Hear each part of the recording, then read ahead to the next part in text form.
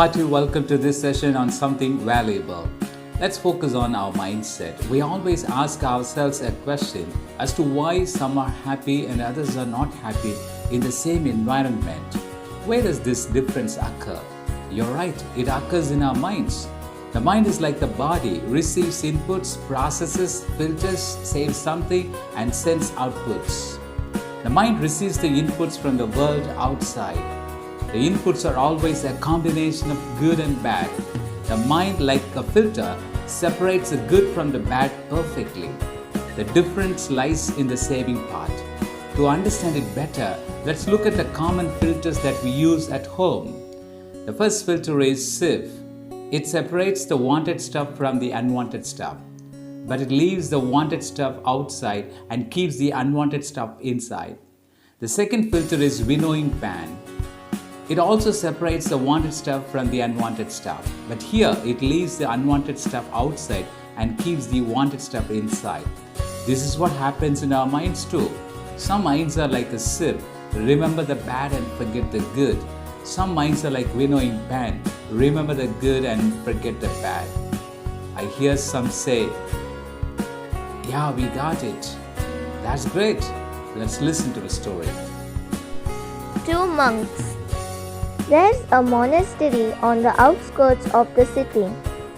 There's a guru with some disciples living in the monastery. Normally, a disciple accompanies the guru whenever he goes to the city. Now, the guru and a disciple set out for the city. The guru explains the rules that a monk should follow to the disciple. The disciple listens to the guru carefully as he has to answer the questions later. Particularly, the guru explains how a monk should deal with women. He says, a monk should always keep a woman at arm's length. The disciple understands that this is an important rule to be followed. The disciple clarifies his doubt now and then. The conversation continues between them. It's time for them to return to the monastery. They proceed towards the monastery. They come across a lake. They have to walk through it as there is no other solution. Since the water level is only knee-deep, they can cross it easily. Suddenly, the guru notices a young girl hesitating to cross the lake as she is wearing a tight garment from neck to anklets. But she wants to cross the lake without wetting her garment. The guru understands her need. He carries her on his back and crosses the lake. The disciple follows them. The three reach the other side of the lake. She thanks the guru wholeheartedly and leaves for home happily. The disciple stops talking to the guru. The guru doesn't mind it until they reach the monastery.